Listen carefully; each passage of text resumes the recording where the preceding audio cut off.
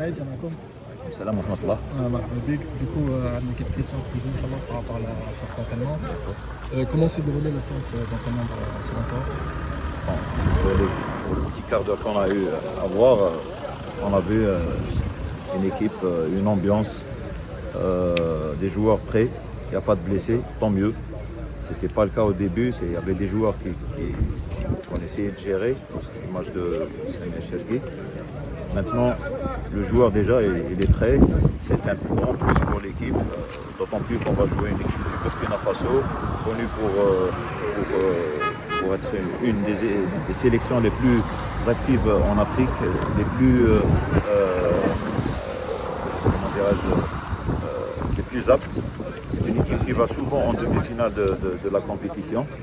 Donc face à de telles équipes qui attaquent en plus, on aura peut-être besoin de renforts en défense. Je dirais que le fait d'avoir tous les joueurs prêts, c'est déjà quelque chose de possible. On parle un peu de l'état d'esprit du groupe. Selon toi, quel était l'état d'esprit à l'approche du match? Oui, l'état d'esprit après une victoire, c'est toujours bon. L'équipe elle est prête. Peut-être, je dirais que le plus difficile actuellement, c'est de satisfaire tout le monde.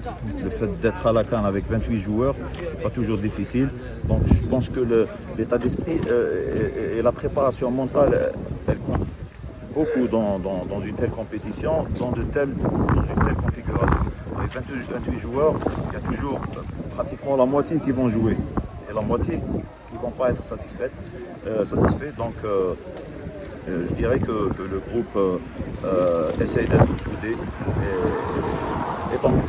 Très bien. Donc Ismaël, selon toi, selon ce que tu as observé, il y aura quelques changements sur le groupe, sur l'effectif qui va rentrer dans le deuxième match? Oui, ça tout dépend du système que le coach va choisir, mais au vu du stage du mois de novembre où le coach avait lancé notamment le 3-5-2 contre le Zimbabwe, on se demande si c'est pas pour le lancer peut-être dans un tel match. On connaît l'équipe du Burkina, c'est une équipe qui attaque, donc la possibilité de recourir à un schéma à 3 défenseurs centraux existe. C'est pour ça tout à l'heure je parlais de l'importance du retour d'un joueur comme Cherki. Le milieu de terrain contre le Soudan n'était pas bien. On a vu que des joueurs comme Chaibi et Ben Nassar n'ont pas vraiment convaincu. Ouais, exactement. Donc peut-être un joueur comme Zerouri apportera un petit équilibre à ce milieu. Tout le monde aimerait voir Abdelli bien sûr d'entrée. Tout dépend maintenant de l'entraîneur, comment il le voit. Après en attaque, je ne pense pas qu'il y aura beaucoup de changements. Peut-être au niveau des latéraux en défense. Tout dépend du système aussi. Avec un système à 3 défenseurs centraux, je verrais bien un Attal qui donnerait un plus sur le côté droit. Tout dépend de l'entraîneur.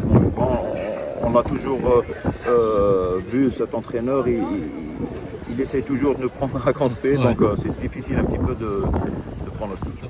Merci beaucoup Ismaël. Merci. Très bien.